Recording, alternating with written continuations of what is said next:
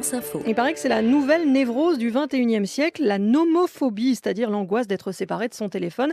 Ça peut éventuellement se comprendre pendant l'année, on a souvent des obligations pour le travail, mais en vacances, là ce serait bien de décrocher, de ne plus consulter ses mails à tout bout de champ.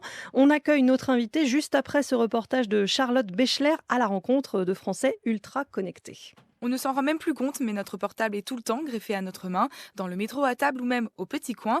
Mais contrairement à ce que l'on peut penser, ce ne sont pas les jeunes les plus accros au smartphone. S'en détacher même en vacances est un jeu d'enfant. C'est important quand même de déconnecter, de prendre un moment pour faire autre chose que d'être sur un écran en permanence, comme on l'est pendant toute l'année. On coupe tout, nous. Téléphone, amis, voisins, tout. Il reste à côté de la Freebox et il bouge plus. C'est pas comme si je passais ma vie en dehors des vacances sur mon téléphone, donc ça fait pas une énorme différence non plus pour moi pendant les vacances de l'avoir ou pas. Là, je l'ai pas sur moi, je l'ai laissé chez moi. C'est très facile pour moi, je peux rester des mois entiers sans internet, il n'y a aucun problème. Bonjour, vous êtes sur la messagerie orange de Yves Réal Plomberie. Veuillez laisser un message après le bip. Les adultes, eux, ne se déconnectent jamais vraiment du travail, leur téléphone n'est souvent pas bien loin. Comme je travaille un peu tout le temps, je vais quand même dessus 2 ou 3 fois par jour pendant les vacances pour voir s'il n'y a pas des messages professionnels. J'aimerais pouvoir décrocher, mais je pense que je vais me faire avoir et je vais être accrochée à mon téléphone comme d'habitude. Je pense qu'il y a le travail, déjà d'une part, et puis pour des raisons personnelles, tout simplement. Comme on travaille toujours quand on est commercial, même pendant les vacances, on regarde toujours en fin de journée. Ça m'est arrivé de partir aux Bahamas et là il n'y avait pas de réseau, on était sur une petite île, c'était très difficile, il fallait aller au bar, sitôt Club Med et il fallait avoir le réseau Wi-Fi pour bénéficier d'Internet. Alors pour débrancher, inutile de parcourir 7000 km, la meilleure des solutions reste sans doute d'éteindre son téléphone.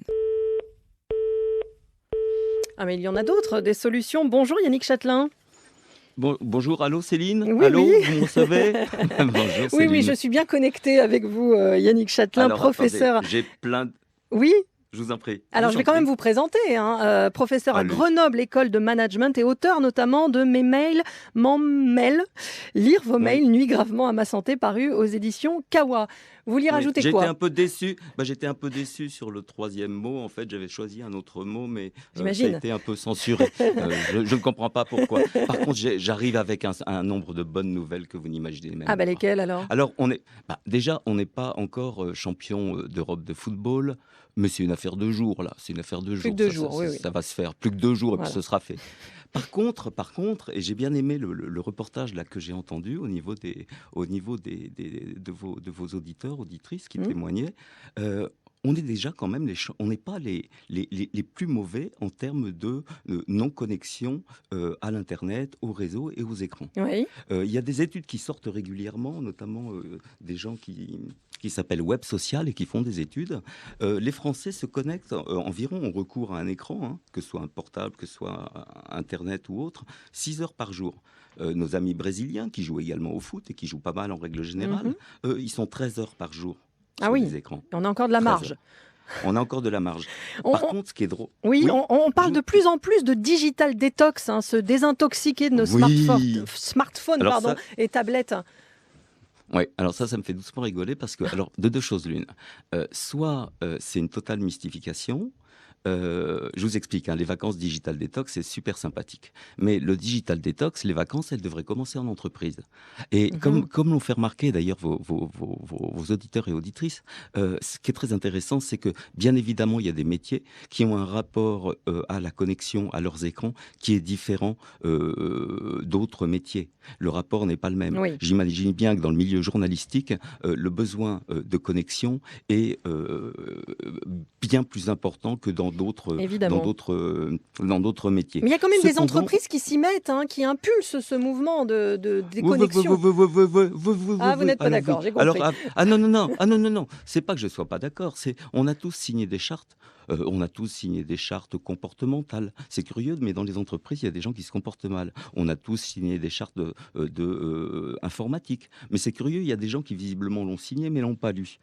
Donc par contre, effectivement, il y a cette volonté de se déconnecter, mais surtout pour que ce soit cohérent. Parce qu'on est en train de réinventer, si vous voulez, c'est bien quand j'entends des offres. Avant, on payait pour se connecter au Wi-Fi quand vous alliez dans un hôtel. Maintenant, vous allez payer pour ne pas avoir de connexion. Oui. C'est bien ça, hein, j'ai bien compris. J'ai bien compris. J'ai compris Et ça puis en aussi. plus, comme vous êtes et comme nous sommes des gamins, on va nous confisquer notre portable à l'entrée, on va nous confisquer notre laptop à l'entrée, on va vérifier peut-être, je ne sais pas si on cache pas quelque chose. C'est assez intéressant. Donc on est en train de réinventer finalement une retraite dans un monastère. Ça marche aussi très bien. Oui, mais Yannick donc- Châtelain, dans une société qui va toujours plus vers l'hyper-connecté, est-ce vraiment possible de décrocher? Parce que là, Oui, on serait à oui. contre-courant du progrès quand même. Yes, mais non. Le problème, c'est qu'il y a un mythe, c'est le multitasking. Ce qu'on appelle le Qu'est-ce multitasking, que c'est c'est que l'individu. Le multitasking, c'est le fait que, voilà, je suis dans mon bureau. À votre avis, quiz numéro 1 pour vos éditeurs, vos auditrices, pour moi-même, des fois si je ne me rappelle plus de la réponse, Oui, et pour allez-y. vous-même, Céline. Oui. Les gens consultent leur mail toutes les combien de minutes dans une journée Oh, je de dirais travail? toutes les 5 minutes, je dirais moi. Céline, ce que vous êtes forte. Je ne sais pas ce C'est que ça je peux vous offrir. Ben oui, bravo. Ben oui. Vous gagnez mes mails, mon mail. Faudra que je vous l'envoie. Et vous Bravo. aussi, toutes les 5 Toutes minutes, les- vous consultez vos mails, c'est pareil? Non, mais là, par exemple, l'interview, je vais immédiatement, parce que ça, c'est aussi important, c'est la pression sociale. L'interview que nous sommes en train de faire, qui est formidable, et je vous en remercie. Je vais la LinkedInifier, je vais la Facebooker, je vais la tweeter, la twitteriser, Oui, l'Instagram. vous tweetez depuis hier là-dessus, hein, donc vous êtes hyper connecté vous-même. Hein. Non, pas du tout, c'est des gens qui tweetent pour moi. Non, oui. Ce que je veux dire, il y a une forme de pression sociale du paraître. On est dans une selfie society. Je sais pas, et en plus, le lien entre la vie privée et la vie professionnelle est de plus en plus ténu. Derrière, par exemple, moi je consulte plus jamais Facebook, je sais pas vous, mais sans prendre avant un bêta-bloquant, un Temesta ou quelque chose. Parce que la vie des autres, non, j'ai l'impression d'avoir une vie de loser. Mais la solution, c'est de ne pas être sur Facebook, ce qui est mon cas. Hein. C'est peut-être le conseil que je peux vous donner, Yannick Châtelain. Non, mais j'ai trouvé effectivement, parce que bien évidemment, j'ai fait quelques recherches, vous êtes très très raisonnable. Vous êtes un exemple. Mais oui. Je résiste. Mais, oui, mais je me permets de vous le dire.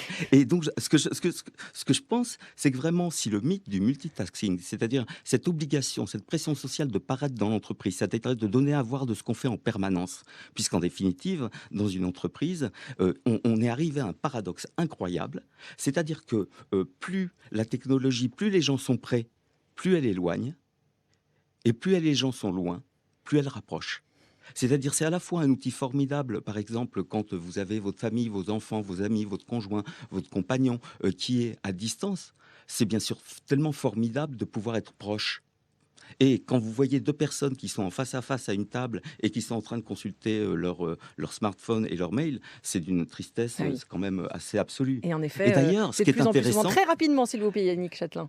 Alors, juste très rapidement, deux choses. Ce qui est intéressant, enfin ce que je trouve intéressant, c'est que les marques publicitaires, elles en ont pris conscience et elles ont utilisé le digital detox de façon très positive, de façon très tôt. Je vais prendre juste l'exemple de KitKat qui, en 2013, avait mis en place des bancs sans Wi-Fi. C'est-à-dire, et avec aux alentours de 5 mètres, aucune possibilité de connexion. Conformément à leur slogan have a break, take a KitKat. Et donc, vous étiez sur un banc KitKat sans la possibilité de vous connecter. Donc, derrière cette idée, il y a une prise de conscience sociale qu'on est trop attaché à nos portables et à nos connexions. Et que c'est bien aussi de lire des livres, c'est bien de discuter comme ça avec vous, vous voyez, à la radio. Oui. Et c'est bien de passer des vacances sans regarder toutes les 2 secondes ces mails. En tout cas, c'est le conseil que vous nous donnez. Merci beaucoup, Yannick Châtelain, pour cet entretien. Je vous souhaite d'excellentes vacances sans votre smartphone. Et merci à nos amis de France Bleu Isère qui ont réalisé ce duplex. France Info, midi 14h, Céline Baye-Darcourt.